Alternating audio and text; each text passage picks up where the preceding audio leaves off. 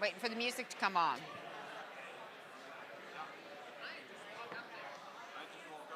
All right, okay. Well, good morning, and welcome to day 2. I can't believe we're here. Woohoo! What did you think of that dinner last night, huh? I know, it was so much fun. Well, let me tell you, the best thing about this day of the event, and welcome all our virtual attendees. We're so glad to have you. We want you to interact more. We're grading you, so remember that. You're going to be assessed. Yes, your bosses are all going to give you a grade. So make sure you start chatting and we'll chat back. So let's try to make our virtuals feel welcome, right? But what we have going on here is something incredibly special. What have we learned in the last day? We've learned the power of people, the power of connection, how important it is to be here in person. We want to get back to that. We forgot that. I don't know what happened to us in the last 2 years as we were Zooming. You know, and it's interesting. I have people within the SCLA that I have literally talked to on Zoom for at least once a week. And they're my senior execs, and they're absolutely fabulous, have been committed. We've been meeting. We've been interacting. And then I see them here in person, and sometimes for the very first time in person. And it's like, oh, my gosh, wow, you look different on Zoom. This is you in person. Oh, I didn't really recognize you right away, right? So, I mean, it's easy for me. I wear the same blue dress. Like, I wore red today. I'm breaking with tradition, right? I'm actually wearing red. And that's the color of the day. We're going to be red hot. Let's make it so, right? And we have got an opening keynote that is going to, I'm not even going to say, because I have a great person that's going to introduce him, but I have experienced the magic of what he brings to the stage. And I wanted to bring it to you because I've talked to him and I said, you know, it's different. Our first in-person since 2019. Let's make it high energy. Let's make it different. Let's make it intimate. Let's make it inspiring. I want every person that attends the SCLA to leave saying, I love that group. I'm going to be back. I want to stay engaged. And through our peer groups, you can stay engaged in the conversation. So each and every one of you has a task. After you leave the SCLA, you all chose a peer group. Stay involved. Give us suggestions of topics in the future that you would like to hear. And then we will continue to meet virtually, because that's the world that we're in. We'll continue to meet virtually, but then next year we'll be back in person, whether we're in Chicago or wherever we happen to choose. It looks like it's going to be Florida next year in June, so mark your calendars now. But we want you all back. So can I have everyone raise their hand? You're coming back next year. It's your promise. Every single person, they had a great experience. Okay, I'm not seeing everyone's hands up. Dawn, what's going on with your table over here? I mean, you and Steve, I'm going to come and help you down in your houses, right? In person, in person, in person. We want you here. And all of you out there, next year, no excuse. You have to be here in person. You're going to want to be here. This is where the action is. We're red hot, and we miss you. And we want to see you, and we want to talk to you, and we want to interact with you. So be here. But anyway, I want to kick it off, but I do want to remind you a couple of things. Pitch tank, pitch tank, pitch tank. It's coming up, and it is the drama. And it's going to be fun. We're going to make it fun. We're going to close the session. So if you haven't watched those virtually and in person, those pitch tank videos, it's not too late. You're going to get points. And if you don't get points, let us know. We'll make sure we adjust them on the back end. But do watch the videos, as the contenders are going to come out, and it's going to be our grand finale, and they are going to just give a brief pitch, and then we're going to bring up the sharks, and they're going to judge it, and you're all going to be part of that. So we're going to have a lot of fun, and these are great companies. But we're going to get now started, and I want to bring to the stage someone who is known to the industry, but is the first year at the SCLA. And we're really excited, and he connected with Morris, and I would like to bring him to the stage. He is a thought leader. He belongs in this group. We're excited. All of you probably know him. Bart DeMonk, Chief Industry Officer with Project 44, our sponsor. It's a pleasure, Bart. Thank you, Amy, and thank you, SCLA. It's so great to be here. It's my first time. So the next speaker, and I saw some of you looking worried. I'm not the keynote speaker, so take that worry away. But Morrison. So I didn't see him when I was here 3 years ago because I wasn't here, right? But I met this guy on Monday, and we had these conversations. And immediately it's like, wow, look at this guy. This guy is charismatic. He's passionate. He's very personal, and probably a lot of you have talked to him over the last few days. But he's more than that. He's a family man. We got to meet his beautiful daughters last night. And when you talk to people at these conferences, sometimes you might have more superficial conversations. Sometimes you have very professional conversations. And once in a while, you go to these conferences and you make a personal contact with a person. And it's a lot deeper than supply chain. It's very personal. And when I was at Gartner, I've been at Gartner for 8 years before coming to Project 44. Not only was I a research analyst, I was also the chair of the Supply Chain Symposium for the last 3 years. So some of you, I know, went to the conference last week. And so part of my job was also working with the team to get keynote speakers in. And you see a lot of keynote speakers, and I would say, on average, our level of keynote speakers at Gartner was always very high. But then you have people that take it to a different level. You have people that spend the time to actually be here for the whole 3 days, get to know all of you, what moves you, what shakes you, what you're passionate about, and then somehow distill that into a message that really gets to our core, that gets us passionate, that gets us moving, and do it in a way that's quite different from anyone else. So that's kind of my personal introduction. And Morris, it was so great meeting you. I hope we can stay in touch. Going on from that, I'll do now the professional introduction, if you don't mind. Ladies and gentlemen, we are ready to start our day with energy. That's the word of tomorrow, to this morning. Many of you have been excited to hear our keynote speaker, Morrison, again. Morris was the closing speaker at the last in-person conference in 2019, and he was so popular that we wanted to have him back again. Morrison is a world-class disruptor, speaker, author, and show host whose journey began in the bright lights of New York City before being orphaned twice. Today, Morrison and his team at Storymaker Brands and Windmill Park Media are obsessed with building stronger, smarter, kinder human beings. And their impact has been experienced by many of our top leaders and organizations throughout the world. Please take a quick look at this video to see what you are in store for today.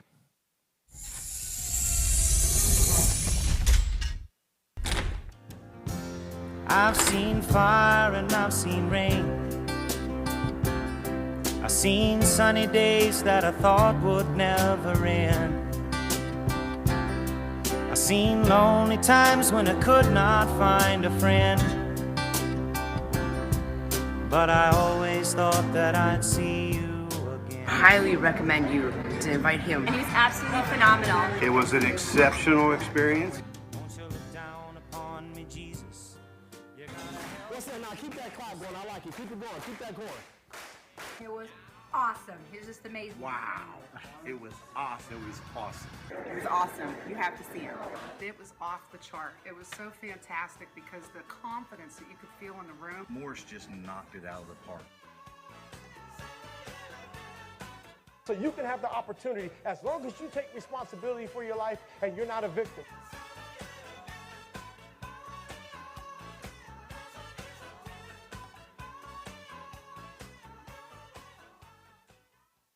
All right, our conference is about to shift into another gear with Morrison. So I hope you're all ready. Can I please ask everyone to stand up for a moment, please? Everyone, please stand up. All right, we all ready? So please join me and help me give a loud SCLE welcome to our keynote speaker, Morrison.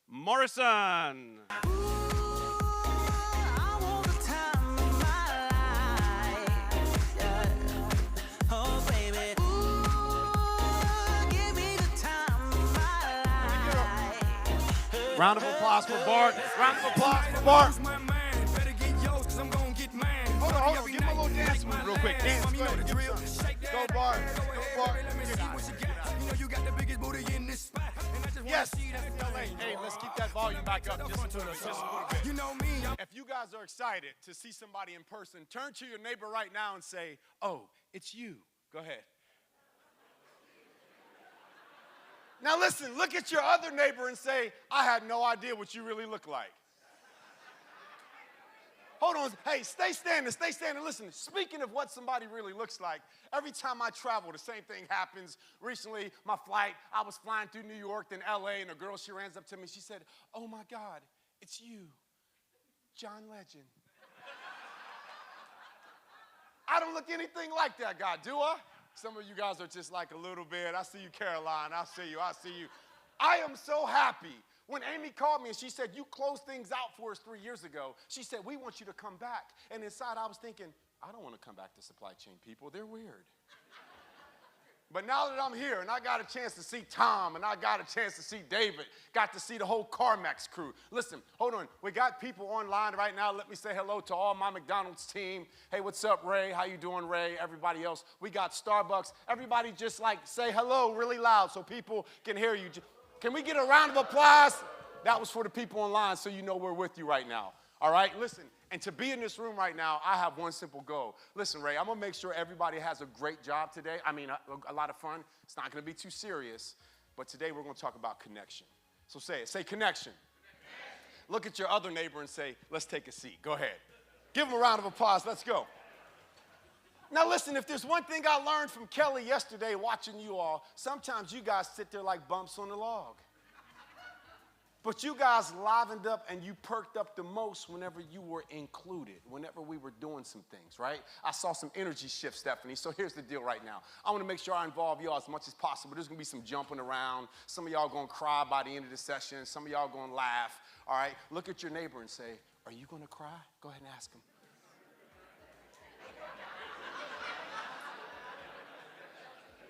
But in true fashion, because I have a lot of people in this room who haven't heard me speak yet, a lot of people in this room who doesn't know my story, you don't know what I do and why I do what I do, but just know this, you supply chain people in the room.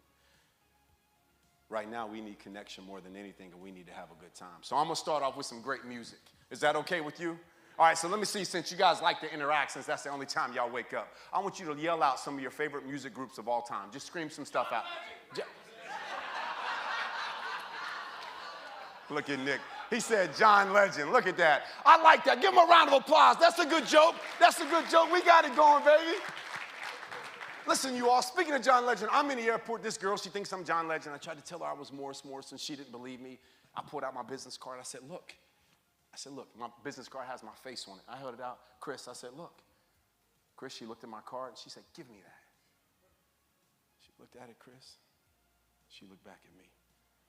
She still wasn't sure. She came from a different angle. She said, hold on. She came real close, Chris. She said, John Legend, I know it's really you. She said, but I have a question. If you were going to think of an alias, couldn't you have chosen a better name than Morrison? What kind of name is that?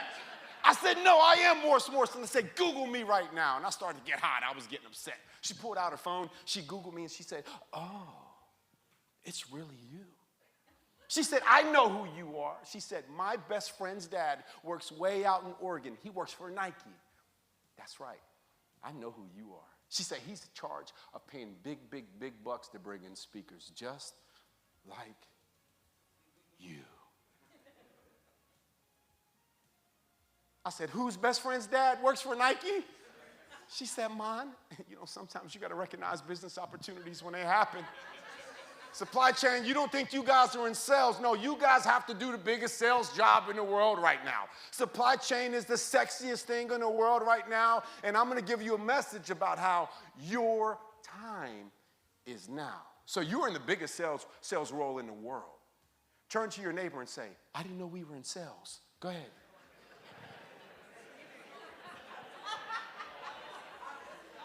You guys see that? See how much livelier y'all get? See how you perk up whenever you interact? And speaking of sales, I recognized I was in the middle of a moment. She thought I was John Legend. I wasn't. She said Nike. I said, hold on a second. I said, give me a second. And I was like, Morris, think fast. Think fast. Think fast. I said, hi, John Legend. Nice to meet you. She said, no, you're not. I said, girl, I will be whoever you need me to be. Give me that Nike money, right? And I said, it's so nice to meet you, Amber. And I shook her hand. said, nice to meet you. She said, can I keep this? This is my business card. I said, go ahead. I said, nice to meet you. I shook her hand.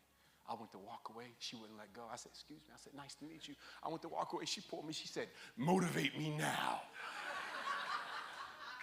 And see, when people find out you're a motivational speaker, and I hate that word. I think it comes with a lot of cheesy connotations. A lot of you going to come up to me during the book signing at lunch today and ask me if I really live in a van by the river. That's the Chris Farley Saturday Night Live joke, y'all. Can we have a moment of silence for Chris Farley? Shut up. Chris Farley, Van by the River, motivational speaker. They say, Morrison, you're a motivational speaker. What kind of motivation do you have for us today, Mr. Motivational Speaker? And I say, well, first of all, you can call me a professional speaker because I'm a consultant. And what I learned in working with organizations just like you all over these past 3 years, our team had to make the shift, many of the shifts that you made, not to the scale that you all had to. But it forced me to learn some things about myself, about my DNA, literally. The gift of COVID was a big blessing in my life in a lot of ways. It gave me a chance to put some things together. See, orphan from New York City the first time. Mother was a prostitute, father was her pimp. And because I know almost half the room hasn't heard me speak, I got to cover some of these details. I was orphaned a second time as a teenager in a place called Fairmont, West Virginia. A family who chose to adopt me and raise me. Give me a great life, Stephanie. Sacrifice for me. You know, Stephanie, my grandmother, here's what she said. She said, baby, I'm going to put that Bible in one hand, and what you do with that other hand is up to you. And I was like, can you put some money in that other hand? Everybody say the other hand. Say it. Because see, contrary to what we believe that a lot of choice has been taken away from us. We become victims of circumstance. But I don't see any of you with two hands tied behind your back. At least one of you has one hand free. Let me see it. Put your right hand up as high as you can. Go ahead. As high as you can. No bent elbows, as high as you can. Let me see. Wave it a little bit just so I can see. Okay. You guys look so silly right now. When this girl thought I was John Legend, I said, Amber, I'm Morrison. We went through the whole deal, shook my hand. She said, motivate me now. I said, no, I got to go. I literally have a flight to catch. She said, Morris, I have 3 kids at home. I have a husband at home, which means I have 4 kids at home. I heard somebody say amen over there. You ladies understand. See, Diane is rough. Diane, wave at everybody. Hey, wave at Diane. Diane, stand up for a second. I saw Diane getting coffee yesterday morning, stand up. She remembered me from last time. She said, hey, it's you. I said, it's me. Diane, I think, come on, stand up. You're looking good since last time. I think you're down a couple pounds. I like it. You got the hair looking good, Diane. The worst thing about you is that man you still hang out with. Where's he at? He's not beside you. Where's he at? Where's Diane at? Where's he at? I can't see him. He's white. He's blending in, literally. Oh, you're right up front. I didn't see you. Get up here. Give me 5D. Come on. Give Don a round of applause, you all. Nice to see you. Nice to see you. Hey. While you're up here, I got to ask you, who's one of your favorite groups ever, music groups? Rolling Stones. Ooh, Rolling Stones? Shut your mouth. Give them a round of applause, y'all. Don's ready. So in this moment when Amber wanted a little bit of motivation, I said, Amber, I got the #1 story that can inspire you right now. I said, do you like music? She said, yes, I love music. I said, what kind? She said, I like country. I said, oh, Lord. Just for a check, where my country fans at? Let me see, where my country music fans at? Let me see. Oh, God, goodness gracious. There's always a few, a little higher country fans. Let me see. All right, goodness gracious. I looked at her, I said, Amber, you want some motivation? You have to know what happened that day in that car as I drove down the interstate. She said, what day? What car? Fitz. She said, what interstate? What are you talking about? And I explained to her that after grad school, I started in HR and business, and I started saving up Fitz for like my favorite car. We didn't have a car when I was young. I said, Amber, when I got to that BMW dealership and finally picked that car up that day, I scheduled a 4-hour drive from Pittsburgh all the way to Baltimore, so I could break it in. Everybody say it. Say, break it in. I did what only a real man would do. I leaned that seat back, Chris. I started shifting through those gears. And I had to search for some of my music, Helen. Helen, what type of music do you like to listen to? I got to know. Tom who? Tom Waits. Okay. Never heard of him. But right now, emotionally, I'm with you. Tell me something about him. What type of music does he produce?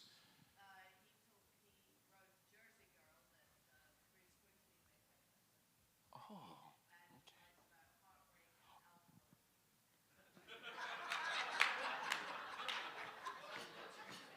okay. You know, it's moments like this when I'm glad Amy blessed me with a big stage, because I'm going to go to the other end of it right now. Tom Waits, he sings about heartbreak and alcoholism. I guess he writes songs about COVID-19. Is that what you're saying? Heartbreak and alcoholism. Helen, here's what I had to do. I'm in the moment with the girl. I had to teach Amber. I said, you want some inspiration? I said, you got to understand how music changed my life. She said, how music changed your life? I explained to her that as I drove this car on the Pennsylvania Turnpike 4-hour drive, I had none of my music to listen to. So I had none of my rap music.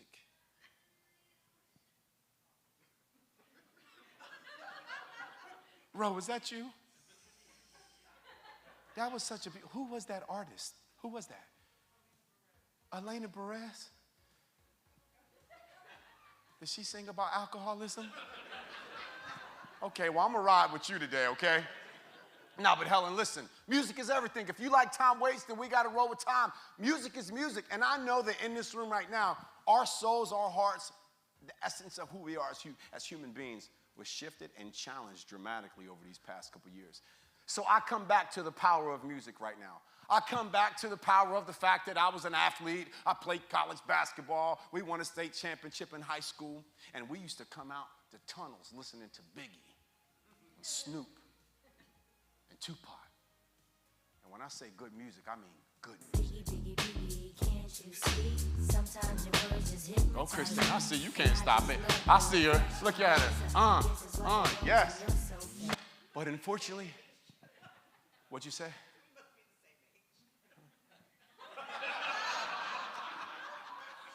You better slow down. I heard. You know I'm married. She sat with me at dinner last night. She had her hair pulled back. She was nice and relaxed. I come in today. She got her hair down all low, her little polka dot dress on. She hitting on me from the stage. This is what COVID has done to the brains of a lot of people, right? So we're going to give her some encouragement. Say, we see you, Christine. Go ahead. And give her a round of applause for being herself. Hey, but Christine, unfortunately, in the car that day, that's not what came on the radio. Finally, a radio station came on. I had been thinking I couldn't get a radio. I couldn't get a station. I was driving for minutes, what seemed like hours. And I said, dear Lord, if you hear me, please give me something on this radio. Thank you. All of a sudden, this came on the radio. I said, nope, I'm black. You know we don't do that. You know we don't listen to country music. I cut it off as fast as I could. I was thinking like, I'm offended. You're supposed to know me. Country music. As soon as I cut it off, that's when I heard, psst, down in the gut, that little voice. Don't y'all look at me. Many of y'all have had to make decisions trusting your gut before. He said, psst. He looks up because he's down in there. See, when you go through the foster care system, from the time I was 7 or 8 years old, I've had to develop a keen sense of what we at the time called street smarts. Fast forward to business school and a couple degrees and all that stuff later, we know that there are fancy researchers at Harvard. One guy who's famously known as Daniel Goleman, pioneer researcher for what we call emotional intelligence, EQ. He said, Morris, kids like you on your own since 8 or 9 years old, you know, everyone always comments, they're like, your beard is so crisp, your hair looks so good. I said, it's because my barber's been traveling with me for about 25, 30 years. See, when I was 9 years old, I had an afro full of curls. Nobody knew how to cut my hair. And my grandmother took me to a white barber. She'll say, he'll know what to do with this afro of curls. He didn't. She said, we're going to take you to the other black barber. We got to get this right. He'll know what to do with it. He didn't. And then she said, here. You know, the other hand I had free, Stephanie? She said, here's a pair of clippers, do it yourself. She said, you're going to learn right now something at a very, very, very early age. you can't expect anybody to give you anything. And that sounds like a great motivational poster. I can't cut hair. I'm 9 years old. I started shaving it off and trimming it off, and it was horrible for about a year, but then I started to work the different clippers and attachments and everything on top of it, and I learned how to use the 2 mirrors and to do that, and you always put the biggest mirror behind you, small little makeup mirror in front of you, and you're doing it. You can trim the back. Hold on, I trimmed it this morning. Take a look. You see the straight lines? Y'all see it? You better clap. Somebody better say something right now. What is your name right there? Hi, Angela. How are you doing? Were you sitting up front yesterday? Where are you at? You're back there? I noticed you. I love your hair. See, Angela, I'm a hair guy. It's the first thing I notice. Even when I meet a bald guy like this gentleman with the beard right there, not you, the other one behind you. Huh? What's your name? What's your name? Chris. What's up, Chris? Where are you from, Chris? See, Chris, you got that Kojak, that The Rock, Dwayne Johnson look about you, the beard, the shit. So I did something during COVID I never did. I should have put a photo up here. I've been wanting to shave my hair off for years because you're going to see I got a group of friends, African-American black men. We've been raised together since we were boys. I call them my crew. They started shaving their hairs when we played football when we were in high school, and they never stopped. They look the same age, y'all, because black doesn't crack. So during COVID, I said, here's my shot. My tour schedule was canceled. I'm going to do something crazy. I shaved all my hair off, and I walked out the bathroom. My wife didn't know it. Kids didn't know it. I walked in the bathroom, and I kid you not, my daughter was 6. She's sitting on the couch with her iPad, and she didn't know I walked in the room. She looked up, and she saw me, and she said, "Ah!" And she started crying, and she's like, "What'd you do to my daddy?" I was like, "No, it's me. I'm your dad. I'm your dad." And then I learned that I'm one of the few black men in the world who does not look good with a shaved head. So I'm very jealous of you, my man. Okay? But see, that's what good music will do. It'll bring things back into perspective. I'm about to lift the energy right now because what you're going to learn is as soon as I cut the country music off, I tapped into an instinct. Michael, something at a gut level that fortunately, when I tell people the best thing in my life was being orphaned twice, a lot of people can't seem to really process that. I have a very, very unsophisticated, pedestrian view of success. I stand on some of the world's largest stages now. I don't like the word successful. Michelle, I love the word grateful. Because what I discovered is that there is no true success without gratefulness. What I discovered is that we love these words like resilience and fearless and hogwash. See, I have a new book coming out this fall called The Storymaker. And what I realized about these words like empathy, compassion, resilience, and all these things we like to search for, Stephanie, these things that sound great on a motivational poster, they are all words that are the result of something else.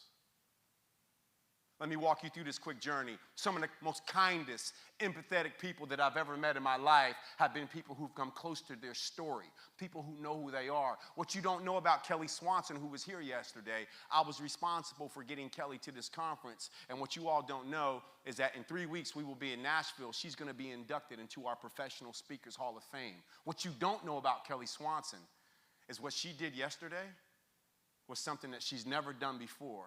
She said, if these supply chain people have been forced to come out of their comfort zone and think opposite, different. And I watched her from the back of the room. I've never seen anything like it. I saw a challenge, but what she was is she's comfortable with who she is. She's grateful that she's about to become a Hall of Famer. I know we have Hall of Fame caliber supply chain professionals in this room right now. Hall of Fame caliber. Was it Melissa? Melissa, is that your name? Who we met the other day? When we were talking about your daughters, and then when I walked out, and then I got a chance to meet Sophia, is that her name? When I got a chance to meet her yesterday, the happiness that I saw on her face, the joy. While at the same time, I know that her mother's been working her butt off these past couple years. And I got to see your daughter as happy as she was. As a matter of fact, the greatest conversations I've had over the past 3 days with you all have not been about supply chain. It's been about the music that's inside of us. It's been about the good stuff that's inside of us. But I want to bring you one step closer back to living and trusting your gut and trusting your instincts like you were doing before COVID, before we got disrupted. Why? Because when I came here in the summer of 2019, the number one thing that everyone was worried about were the export-import tariffs. Watch this. Everybody raise your hands for a second. Everybody raise your hands as high as you can. Raise your hands. You're going to put your hands down if you disagree with me. Hold on, keep them up, keep them up. I'm going to say something. If you disagree with me, put your hand down. Go ahead. I bet you everybody in this room would do anything to trade places with 2019. Front row, look around, look around. I want y'all to see. Everybody. All right, put them down. Yeah, when I was here in the summer of 2019, everybody was talking about disruption. Everybody was worried about disruption. In 2019, everybody thought they had it bad. But now we realize how good we had it, right? I want you to turn to your neighbor and say, you had it good. And I want you to look at your other neighbor and say, you need to listen closer. Back to the music. Here's how it happened. You got an orphan guy like me, cutting my hair since I was young. I'm 13 or 14 years old. I get so good cutting hair. Now all the doctors are calling me, lawyers in my hometown. People would go to the barber and get their hair cut. They would leave and find me to fix what he didn't do right. That's when I knew I had some talent cutting hair. Here's what happened. People would sit in my chair 20 minutes, 15 minutes, 30 minutes, depending on the conversation. And over time, they started trusting me with information. I would learn about the divorce before they communicated any intention to their spouse. And I remember being 16 years old thinking, why do these people overshare this information with me? And then you learn later on in life the people that you trust the most are your doctor, your pastor, your attorney, and blah, blah, the person who does your hair. And I said, wow, people started asking me for advice. From the time I was about 16 or 17, something happened. People saw me differently. As a result, I started getting asked to speak at all of these big leadership conferences by the time my freshman year in college came. Corporations would call and they say, hey, we want you to come speak at our event. And I was like, no, thank you. They're like, no, we're going to pay you. I said, let's not be ridiculous. I'll be there next week. What I learned about music, what I even learned about pacing and being a professional speaker and rising to the top of my industry, even standing in this moment on this stage right now, the aspects of professionalism that I must bring to this platform are not about Benjamin Morrison. The greatest thing I could do for you is be live and present in this moment right now. So give me a second. I want to do something I don't often get to do because we crunch time a lot. Give me a moment. I just want to make eye contact with some of you. Because I think there's a level of humanity that we've just skipped out on.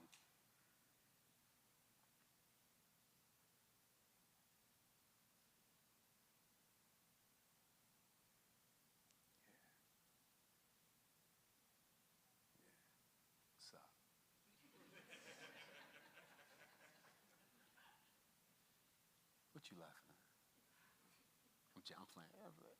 Shut up, stop laughing. I'm playing. For real, stop. I'm joking. To the Zoom people, how y'all doing? Let me give you some eye contact. Hold on. Wait, which camera? Which camera, right or left? Which one is the Zoom? He ain't paying attention. I'm gonna kind of look in the middle of the both. Hold on. What's up, Starbucks? Thank you for your supply chain. I had some of your coffee earlier. It was good. It's a little burnt. I love it, though.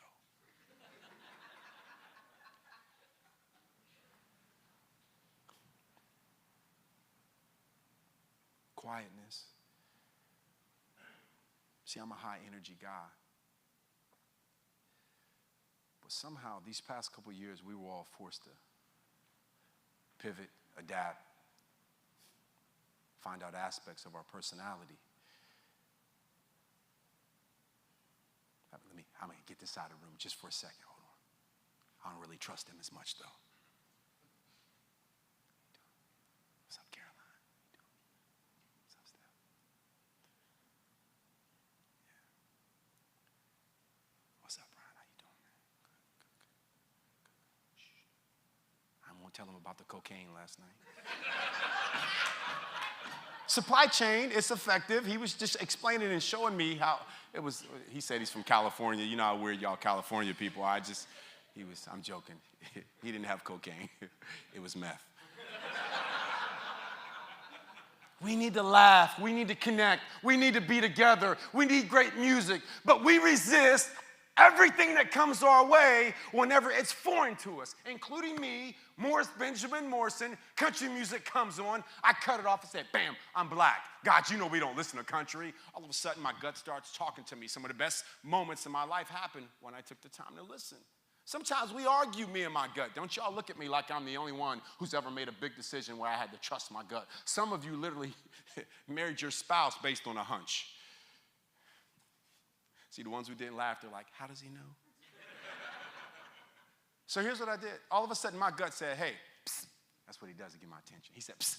Hey, cut the country music back on. Cut it on. I said, shut up, Craig. No, Craig. And everyone's like, how do you know his name's Craig? That's literally what it means to trust your gut. He's the one who told me.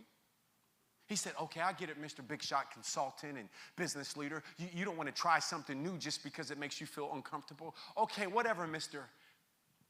Hypocrite. I said, shut up, Craig. Hypocrite. I said, whatever. All right, two things. First of all, I'm going to turn it on, but I'm going to turn it down real low. And secondly, I ain't going to like it either. I hit it, I cut it on. Turn that down just a little bit. That's good. Did he say pork rind? Turn it up just a little bit. I said, did he call himself a redneck? I was driving. He said a girl was lost. My wife says every great song, every movie, there's always a girl. I was like, whatever, Lisa, whatever, always a girl. I started driving. My left shoulder started going. But I didn't know it at first. And by the time I saw it, I said, no, no. And I tried to stop it. Then I cut the music off. I said, no. Hey, cut the mic down just a little bit. I said, no. I am not supposed to like country music. I said, I was dancing right to the left row in my seat. I said, I cut it off, but then all of a sudden I couldn't lie. I knew it had gotten inside of me, and I wanted to see what happened next in the song. So I guess it was too late. Go ahead and scream it back. Say it. Say, too late. Say it again. Say, too late. I turned it up louder. I was in my seat. I was dancing in the car. Hey, where my country fans at? Let me see. He said, don't know why, but something felt right. When she stopped and asked Miss Bell. I was loving it. My shoulder was going, I was smiling. And then he said, what? Mama. And sent her right back here to me. Here go the best part. Watch this. Thank God for good directions. Turn them grains.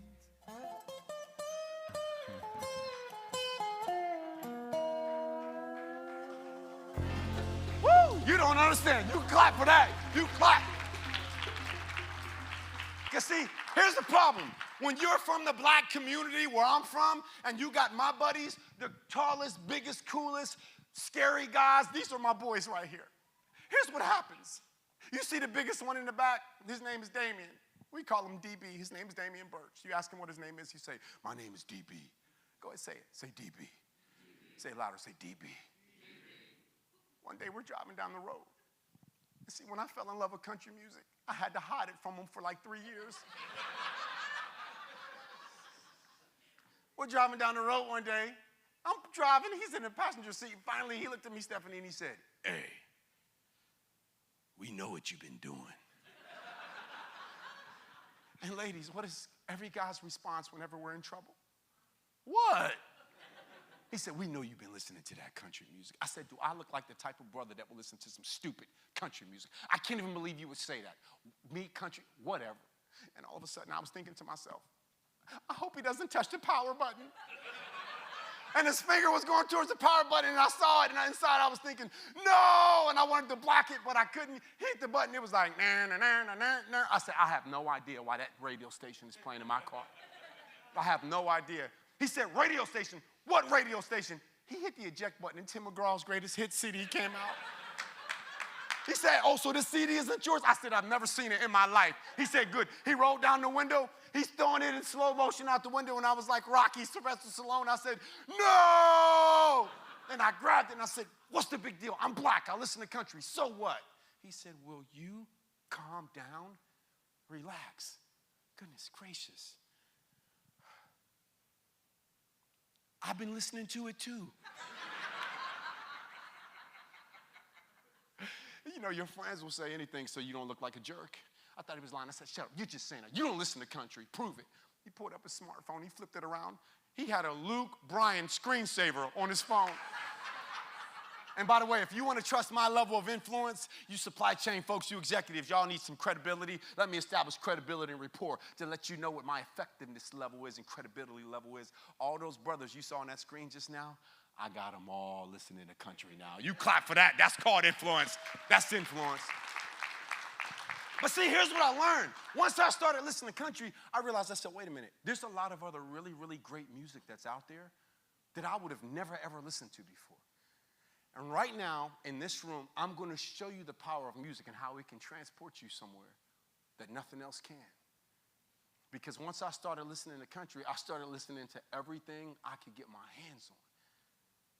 And I realized I'm an oldies throwback guy. I started hearing some of the good stuff. I mean, when I say some of the good stuff, I mean the good stuff. These arms are mine. They are lonely. Go ahead, Otis. Tell them. Tell supply chain. Lonely and feeling blue. These arms. These arms of mine. They are yearning. I gotta stop. Ooh, Otis Redden. Where are my Otis Redden fans? Let me see. Let me see. I knew y'all were in here. I knew it. That's what music does. And then there's probably the most popular wedding song ever. When you hear this song, everybody hears her voice, and it's probably one of the most popular top songs ever in history. But I don't want you to listen to Etta James's voice. I want you to listen to what people miss out on. Listen to the percussion and the orchestra in the background. At last, Come on, virtual. my love has come along. Y'all in your seats at home, I see you rocking. I see you. My Your lonely days are over, Even though you're lonely on virtual. and life is like a song. I gotta stop it. I gotta stop it. Why?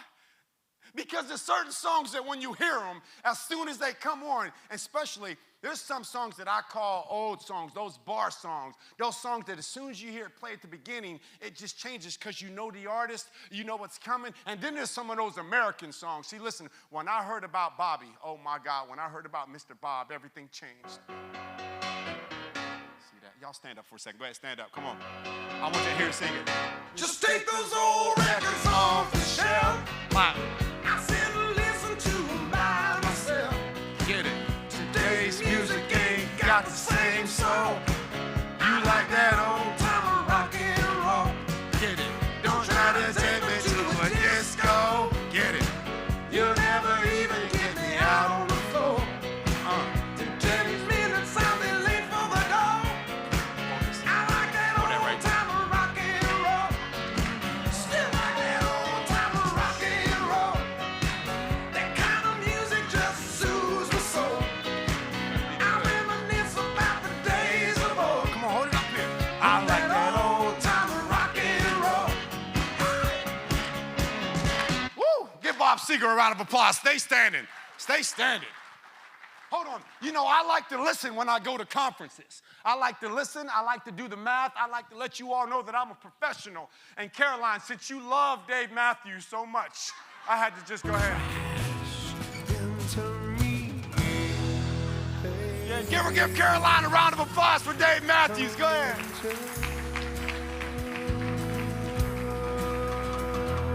Hey, y'all, who am I? Shut up downstairs. Shut up. I'm trying to study. I'll never get a job in supply chain. Shut up. I'm going to end up working in HR because of you. Very true. The HR part? You did work in HR? The stomping? So you can get crazy on us. Yeah, see, how about our memories? Hey, can I tell you something else? Can I say something about music? I started listening to classic rock just because I got everything my hands could touch. The rule was if you could touch it, listen to it. And when I found out about the Birdies, let me tell y'all something. When I first heard the Birdies for the first, okay, technically, some of y'all call them the Eagles, whatever. But when I first heard Welcome to the Hotel California. Such a lovely place, such a lovely place, such a lovely face. They're living it up at the Here's the best part. Hotel California. What a nice surprise. And then, of course, if you listen to classic rock long enough, you're going to hear who? You're going to hear Journey. That's how it happens. I'm going to show you how powerful Journey's Don't Stop Believing is. Watch this. As soon as I say it and everyone faces each other, watch how everyone laughs. Watch. I want you to find someone beside you and just turn and make eye contact with them. Go ahead. Watch everyone laugh. Watch this. See this? And when I play Journey Don't Stop Believing, you're just going to sing the words of this song to each other. Go ahead. Ready? Go ahead. Crank that volume up for me back there. Go ahead. Go ahead. Let me hear it. Go ahead. Look at each other, Stephanie. Get her. Get her. Just a small town girl living in a lonely world. Let's get it. She took the midnight train going anywhere. Next verse. Just a city boy. Just a city boy, born and raised in South Detroit. He took the midnight train going anywhere. Give yourselves a round of applause. Y'all sound good. You sound good. You sound good. Hey, listen. Before you sit down, I'm going to say this, and I'm going to let you take a seat. Watch this. This isn't about music. I don't want you to miss out on some of the greatest music that's coming your way. Why? Because that day in that car, how much did it cost me to turn that radio station back on after I rejected it initially? How much? Zero. So the best things in life are, I don't want you to miss out on the opportunity, my favorite word, that's come as a result of the disruption. Be open to tuning in your radio station a little differently. Why? Listen, opportunity after opportunity, they keep coming your way. You give it the Heisman, you say no. It's kind of like I was with Notre Dame. When I was 10 years old, my West Virginia Mountaineer football team lost the national championship to Notre Dame. Both teams were undefeated.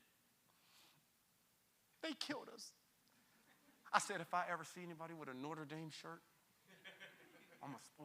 if I ever see a Irish, I'm going to kick it. I was upset. So when Notre Dame came calling me a few years ago, they said, Morris, we want you to kick off the season for our football team. I said, we want you to come. We want all of our athletes. We want everyone to get motivated by you so you kick off the season. I said, no. I said, I am Morris Benjamin Morrison. I'm a West Virginia proud Mountaineer. I am not coming to Notre Dame. No, I'm not a sellout. How much? Let's not be ridiculous here.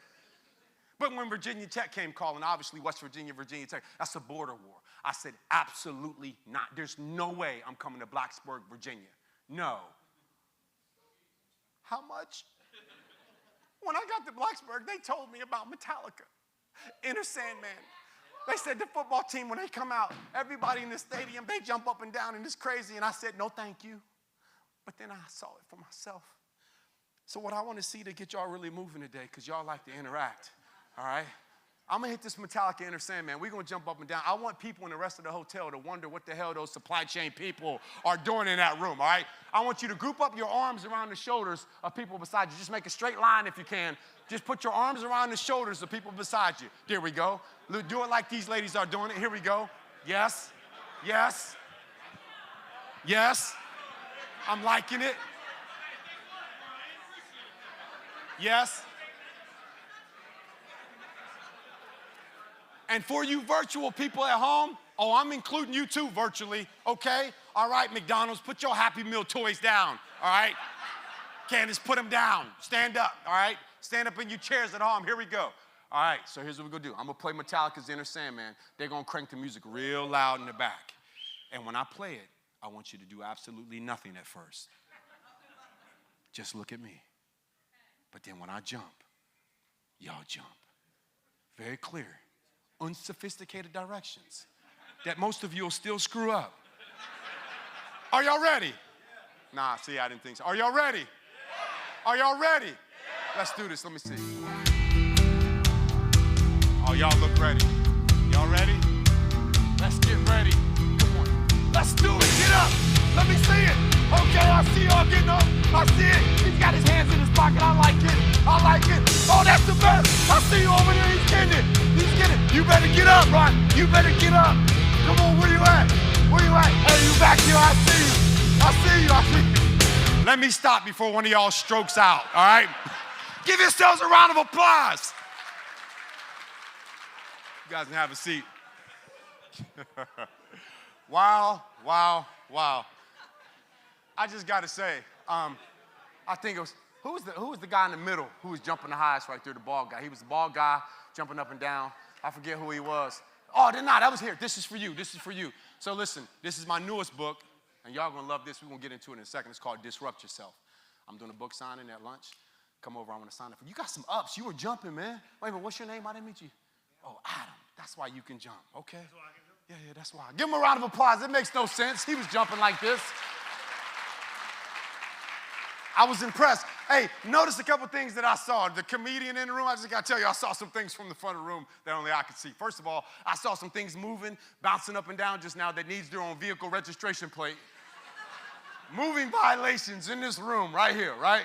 Second thing, I saw one guy, he wasn't jumping. He was doing like this with his knees, and he wouldn't come on. I said, give me some more. Give me some more. He said, and at first I think I was a little offended, but then I realized what he was really saying. He was saying, damn it, I can't jump, but I'm going to give you what I got, right? Can we get an A for effort? I like effort. Yes? When the music changes in your life, we can't control it all the time. But the fact is this, as human beings, I believe, my team believes, my family believes, and one growth statement is stronger than anything. I believe that we change and we grow the most either when our minds are open or our hearts are broken. Let me say it again for you visual folks in the room. I believe nothing can force change on us than sometimes a broken heart. But we change and we grow the most either when our minds are open or our hearts are broken. I've seen a group of guys at a funeral on a Thursday night when just a Saturday previously before that, they couldn't get the keys from their buddy. You know what they say? Well, he'll be all right. He'll be all right. You know, this is how he handles his liquor. He'll be okay. He'll be all right. No, not tonight. And I watched that group of guys a few days later stand beside their friend's casket, Chris, and look at each other and promise each other. They said, we're never going to drink again. And they don't. And they won't. But I believe we don't have to have a broken heart or go through drama or trauma in order for us to realize the greatest parts of our humanity. And I have a perspective that only I can deliver from this stage. I can look at many of you and tell you right now, number one thing people ask me about when they're most curious is, how did I become orphan a second time?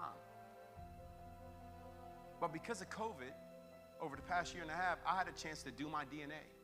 I did 23andMe. And I did Ancestry.com, and I found out that the majority of the story they told me about my life was not even true. And I had doubts because I knew my mother was a prostitute. I knew anyone could be my father. And I was able to find who my father was. How he died in New York City of AIDS because he was a pimp. And at times they slept with prostitutes as well. And a lot of people in the early 80s died of AIDS and they thought it was tuberculosis. They got in trouble with this small group in New York City that many of you may have heard about. The Mafia. There was a nightclub called the Roxy Burlesque on the corner of 8th and 42nd Avenue, the place that we call the Deuce. And this is before they cleaned up Times Square. This is when all of this was normal. This is before values-driven, family-based people came in and cleaned up Times Square. No. My mother started working for the mob at this nightclub, and my father was upset about it, so he continued to go and try to take her out. And he said, you need to come home, you need to come with me. And the mob said, listen, if you don't leave, we're going to kill you. And it got so tumultuous that my mother knew she had to get me out of New York City. She found a lady in West Virginia who would look after me for a while until things calmed down. My mother got back to New York City. They found her dead body in a hotel room at age 23. My father died shortly after that. And I started to become raised in a small place called Fairmont, West Virginia by an amazing woman, Grandma Gwendolyn. And she had a son named Chuck, who was my father, the only dad I ever knew. And then on my birthday, December 4th, as a teenager, I saw the only dad I had, Nick.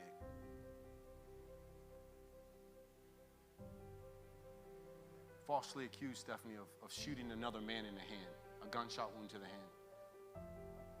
A crime he did not commit. He was given 96 years in prison. 96 years in prison on December 4th, my birthday. And when they took him, they didn't just take a father figure. They didn't just take my big brother or my basketball coach. They literally took the guy who took me to see Santa Claus for the first time.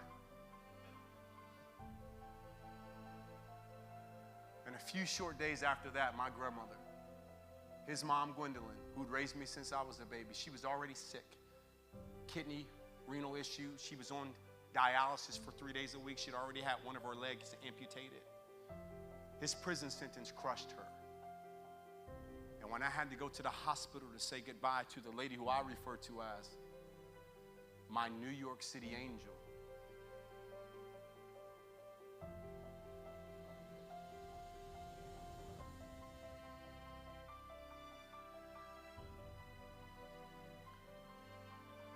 before I left,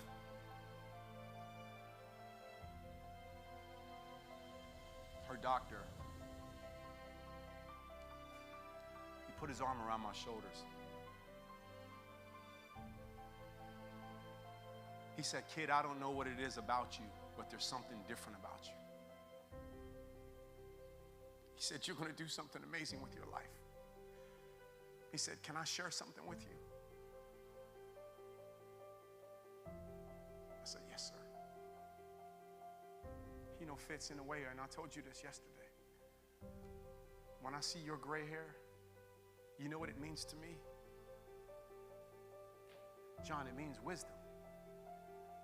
And we've gotten to this point in our culture where if you're not on TikTok, and if you're not a social media influence, Mr. Fitzgerald, nobody's going to listen to you. At least that's what they want you to think. But I learned at an early age, while we have to listen to people, in your case, other executives, other mentors, other people who've seen everything that you think you're going through right now. They've seen it in different micro expressions. They've seen it in other ways. But there are people out there as a resource that you can tap into. And if you're smart enough to listen,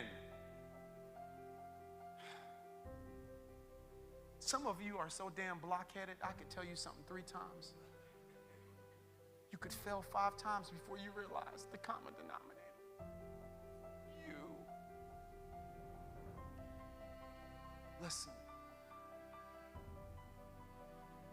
That doctor pulled me aside.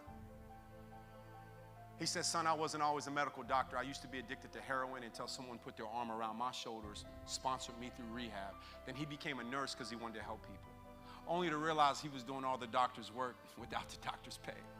He took this little thing called the MCAT. He said, son, as I stand here in a white coat, notice that this is not how I came in this world. He said, son, I've got 3 things for you right now that'll change your life if you allow it to. I said, what? He said, number 1. He said, don't you ever be a victim. I said, excuse me? He said, don't you be a victim. He said, number 2, take ownership and responsibility for yourself. Don't worry about what other people think. Don't worry about what other people are doing. He said, own it. But number 3 was the biggest challenge for me as a young black kid in a poor black community where I was from. Me, all of my friends, we all depended on a welfare check and food stamps and a medical card at the first of the month. We didn't have anything. So when the doctor looked at me with number 3, it produced what we now know as a term called cognitive dissonance. He said, son, don't you ever expect somebody to give you something that you don't work for.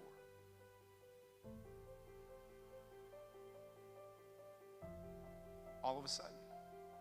You see, I'm an athlete. I love sports. I love having plays to run when the defense comes at me. All of a sudden, when that guy gave me 3 plays that I could run, these 3 plays that you see coming on screen right here, don't be a victim.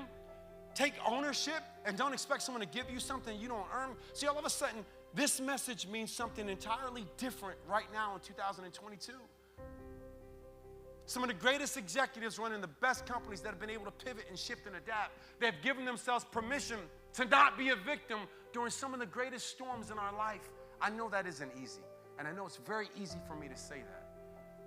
But there's tremendous opportunity around you right now, and I believe something. Ownership. I believe that you can't grow what you don't own. Write that down, please. You can't grow what you don't own. Anything outside of that is circumstance. You're waiting whimsically. You're waiting for someone else's decisions. Someone else will always impact your day-to-day when you can't own something. Find what you can't own. Because I believe that there are some of you in this room that can only do what you can do.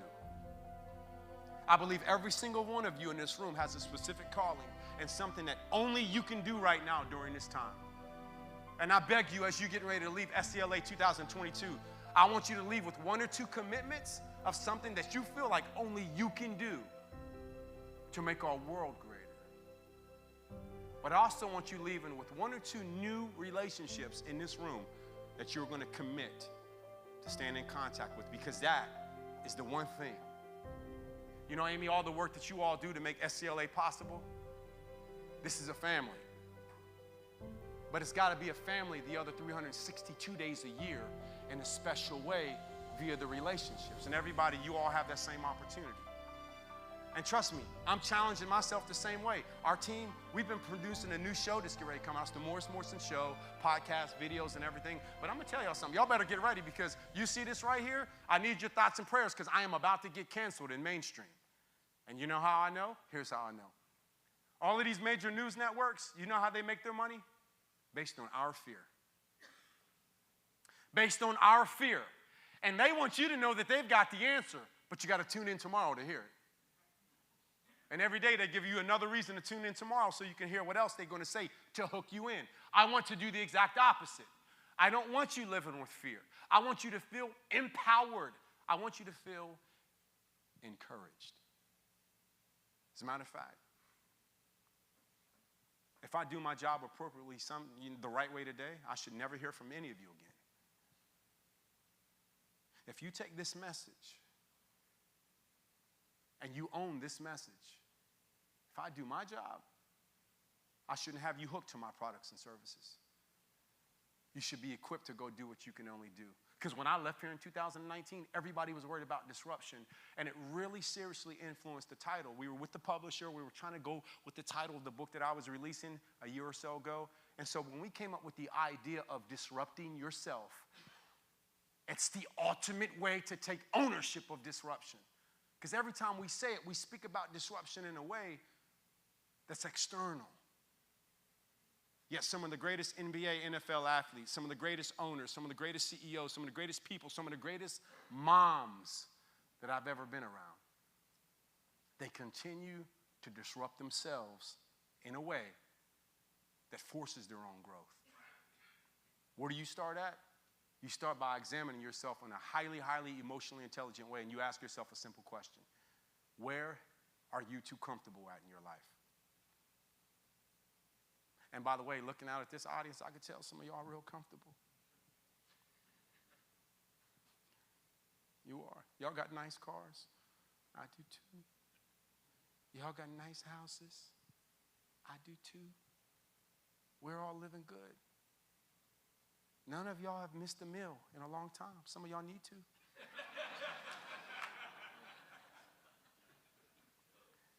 Intermittent fasting changed my life. I eat once a day. I normally don't eat till about 8 o'clock at night. People are like, are you crazy? Are you going to die? I said, no, you would die because you can't even think of it. But when I started fasting 7 years ago, I said, listen, my speaking career is blowing through the roof. Things are going great. I can't be sitting in first class, eating and drinking everything I want every day. Like, I had to make myself uncomfortable. And for me, diet. Once I changed my intermittent fasting schedule and I started eating once a day, I could name you 20 million things that shifted in my life instantly.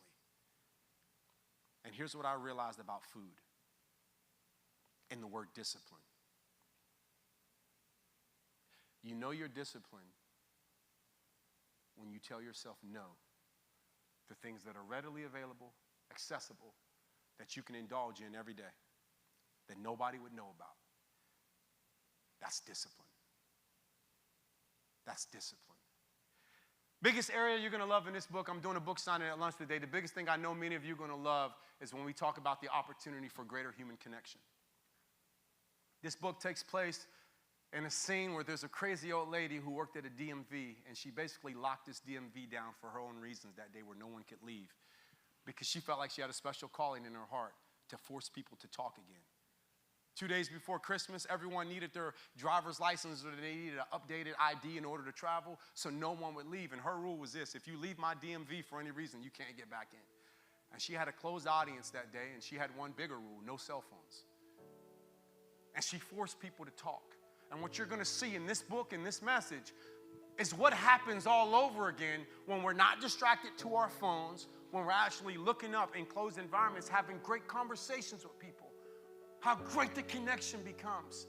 I get so jealous when I think about lions, tigers, and bears. Let me tell you about lions, tigers, and bears. I'm not talking about the lions, tigers, and bears that are at the zoo. I'm talking about the wild ones. See, I believe that they still do the same thing that lions, tigers, and bears have done for many, many years. They hunt, they eat, they sleep, they use the bathroom, they mate, they play, and they protect. They don't really do much outside of those 7 things. Turn that volume down just a little bit, please. Yet I look at the human experience. Turn that volume down just a little bit, please, Matt. Thank you.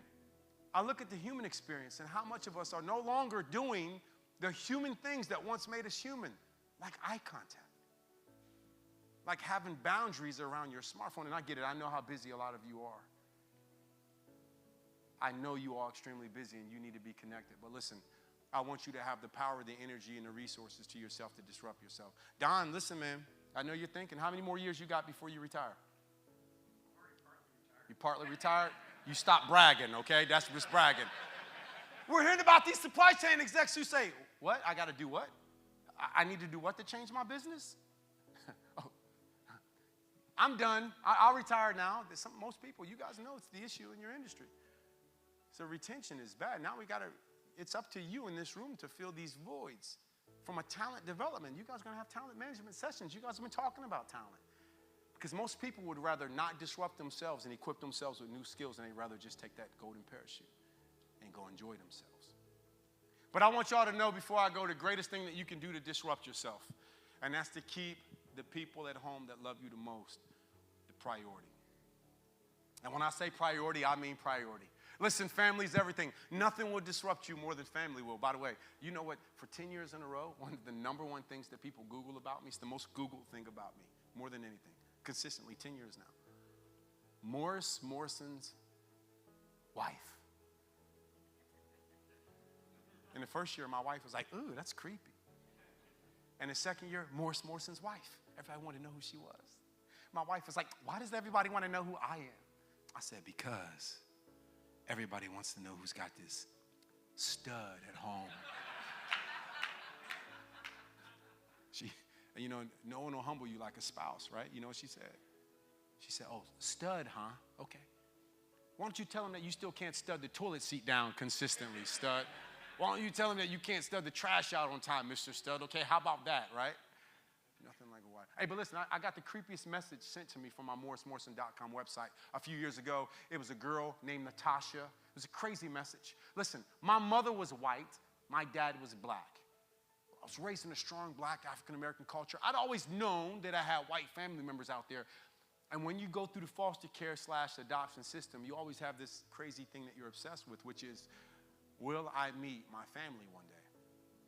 And one day I got this crazy message from this girl. It was on my website. It said, hi, you may not know who I am or who we are, but we've been looking for you for a long time. We just want you to know we're very proud of your success and your accomplishments and how well you're representing our family. And it was signed by a girl named Natasha Morrison. And I emailed her back. I said, who are you?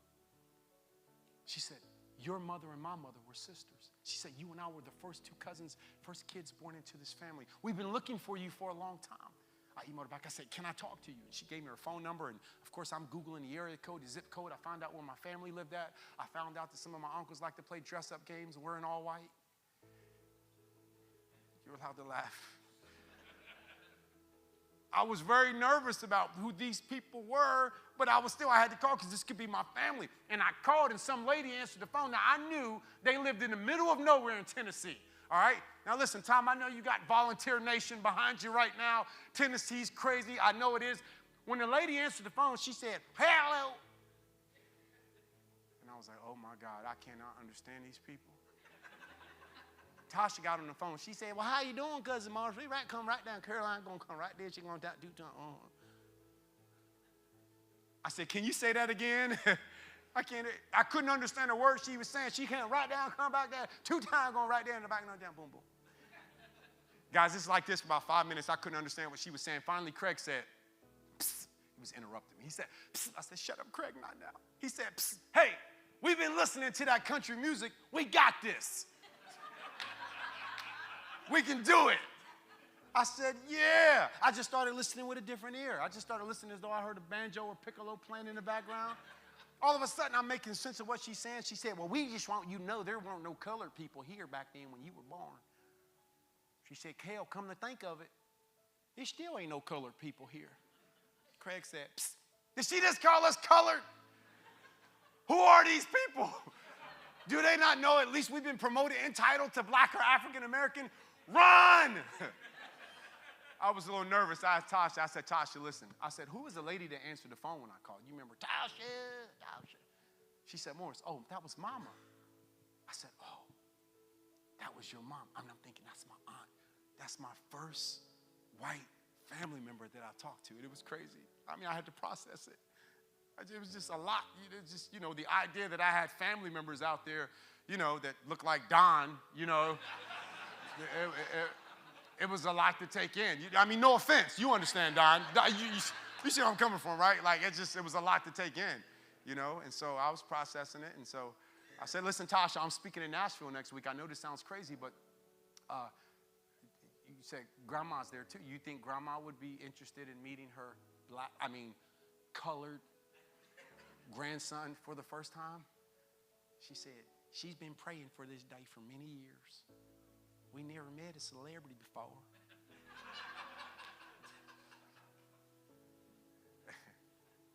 And they had no idea they were the celebrities to me.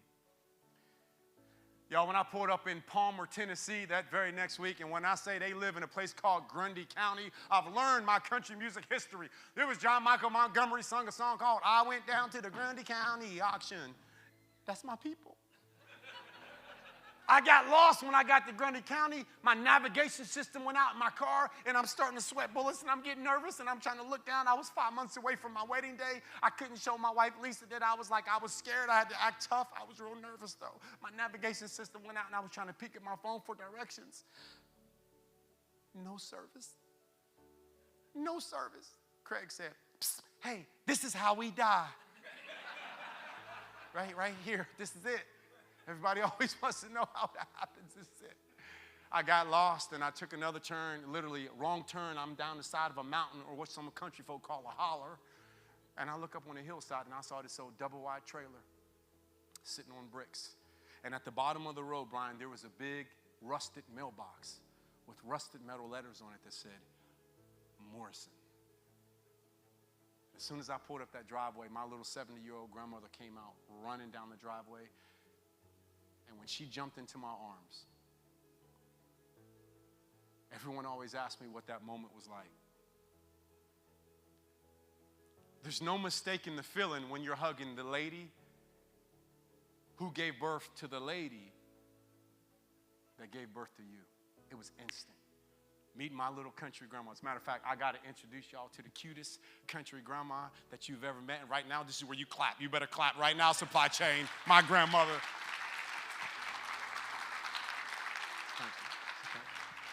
Look at that. By the way, I know y'all competitive. I got a lot of competitive people in the room. Some of you are thinking, well, she ain't as country as my grandma is. No, I got the countryest grandma, and I can prove it. Look, who else do you know has a grandma whose dress matches the wallpaper?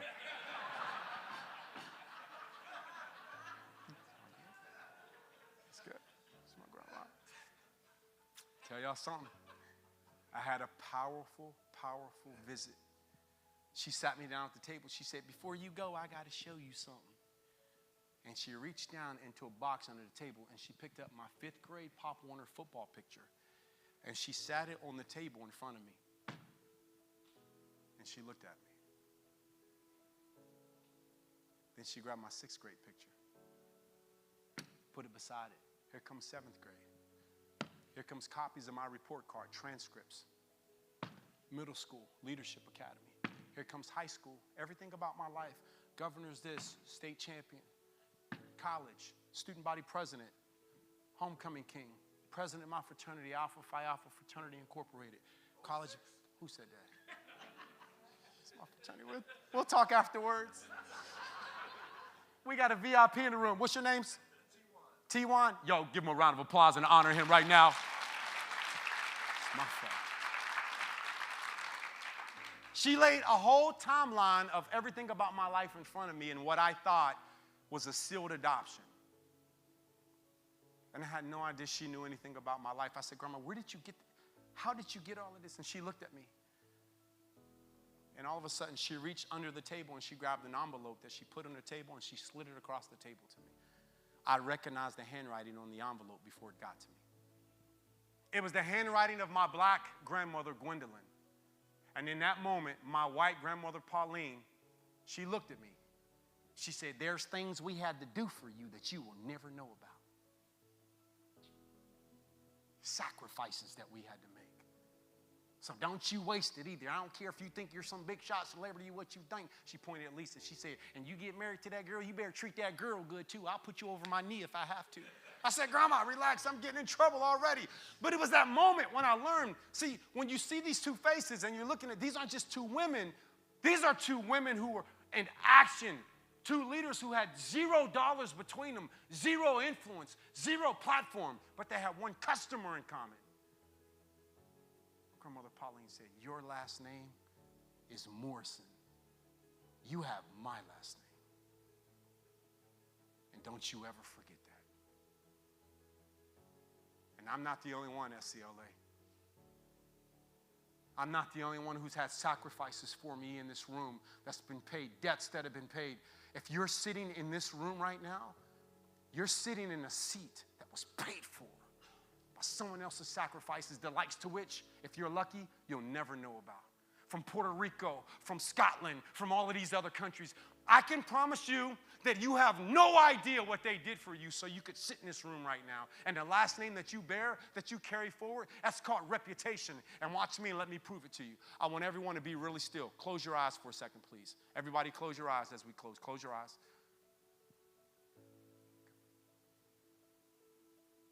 Close your eyes.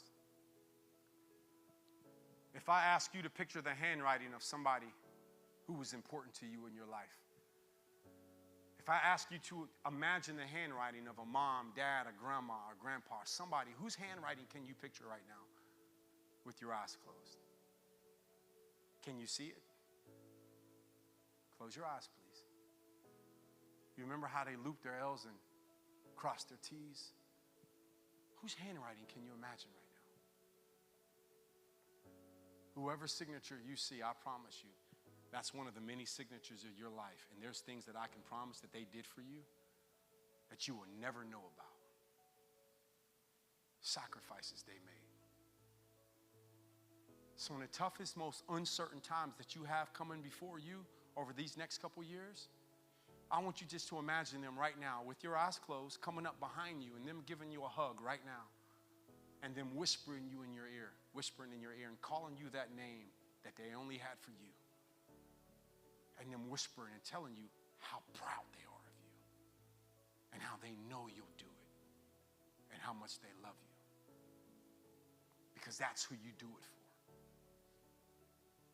So on the count of 3, with your eyes closed, please, whoever you're picturing, we're just going to say thank you. Whoever you're picturing, we're going to say thank you. 1, 2, 3. Thank you. Can we give them a round of applause, please?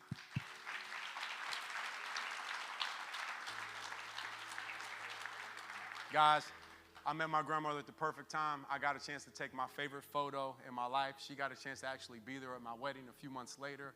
It was cool. You guys were thinking, oh, that's so cute. No, this is the most awkward moment of my life. She's literally saying, when y'all gonna make me some grandbabies? And we were like, no, Grandma, we're gonna wait like 5 years before the little crumb snatchers come so we can travel the world. Yeah, right. We get a call within days. The doctor comes in, and what's he say? Uh-oh, the idiot husband. I said, what? He said, you're pregnant. We came back the very next week. What's he say? Uh-oh. I said, what? He said, there's another one in there. Idiot husband. Another what? We come back the very next week, because, twins, you got to make sure they're okay. We come back the very next week, and he said, uh-oh, you might be having triplets. I said, black people can't even make triplets, which isn't even true. I was out of my mind. Of course we can. I said, did he say triplets? We came back the very next week. He said, uh-oh, I walked out. He said, wait, I thought you wanted a large family. I said, not at the same time. All of a sudden, he got quiet. He came over. He grabbed my wife's hand. He grabbed my hand, and he said, I'm sorry to tell you guys, but you guys have lost all of the babies. And let me tell you why you see that ring tattooed. Because when my wife and I went through the toughest challenge of our life, seeing that tattoo right there is something that I cannot wipe away, Bart. Knowing that it is not convenient to have a wedding ring tattoo that you can't take off. I learned the most powerful lesson in my life. Commitment is never convenient.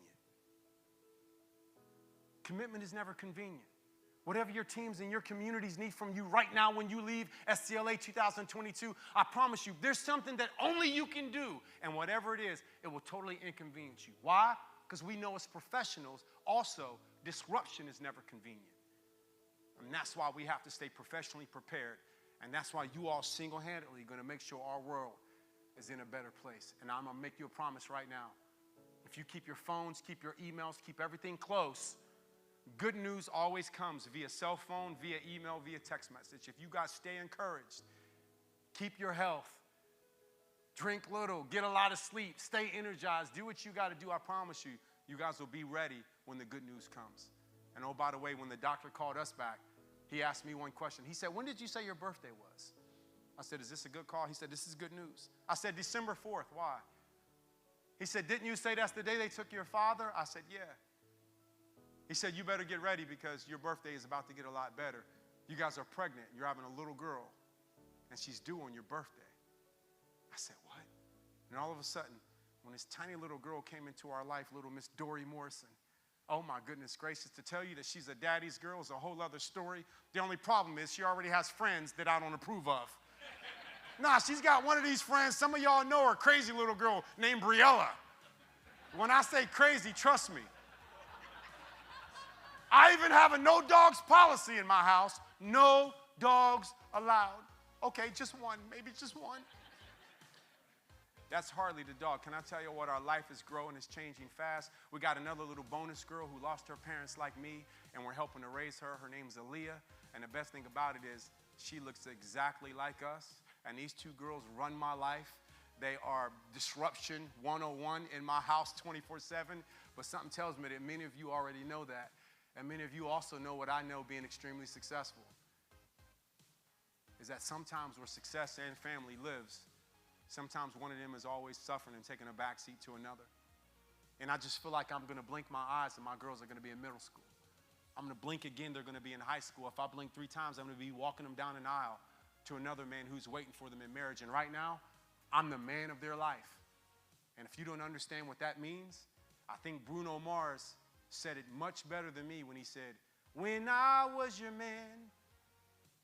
He wasn't just talking about a guy who had regret for a girl. No, that is an international song from a father to a daughter. And Bruno Mars will say this in these next 20 seconds. Watch this, please. Although it hurts, I'll be the first to say that I was wrong.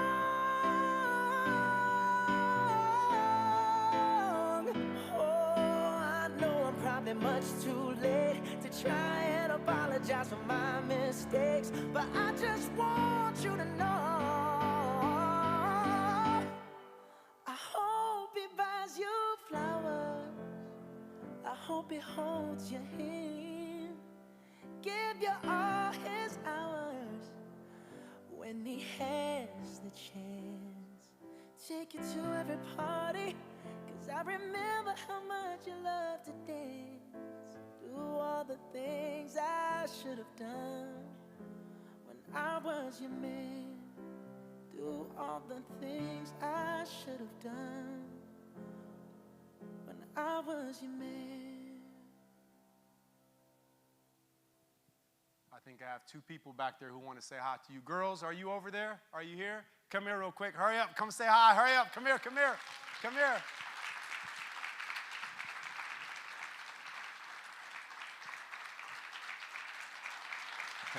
They're clapping for you, not me. On behalf of the Morrison family, I think we got a little prescriptive message. Hold on. Lily, what do you want to say to them? Thank you for making our supply chain stronger. That's good. There's one. Hold on. You ready? And we got one from Miss Dory herself. Thank you for working hard for all of our families. Yes. Give them a round of applause. You guys can go. Amy, come on up, Amy. Come on up. Amy, thank you so much. And as you're coming to the stage, I want to say this. None of this is possible without you, okay? And you've had... I'll tell you. No. Wait. Let me finish. You've had some crazy challenges over these past couple years, and I've never in my life seen someone pivot and adapt like you have. And you've done it, and you've become stronger, and as a result, you've made all of this possible. And you know what? There's only one greater motivational speaker that I think you remind me of, because it was Jim Valvano who said, every day if we can think and feel and cry and laugh, then that's a full day. I'm going to tell you something. You provide that experience for a lot of people, and I appreciate you. Will you guys give Amy a round of applause, please? Come on. And listen. No, give yourselves. That's for you. That's for you. Go ahead, give it to her, guys. Give it to her. And listen, when they ask you what my name was, when they say, hey, what's that speaker's name? What's his name? Morrison. I just want you to say, who, that guy? Oh, no. He's more famously known simply as Lisa's husband and Dory and Aaliyah's dad. And he's having the time of his life. Thank you, guys. I appreciate you so much. Thank you, Morris. We love you. Okay, don't forget, his books are available at lunch, so everybody get a book signing. And I'm going to say, Morris, you gave me one more word, and I want to know. You inspired me. I'm going to get teary up here because there was another R word, redemption, power of redemption. Thank you. Did he rouse the house? Woo! Peer groups now. So,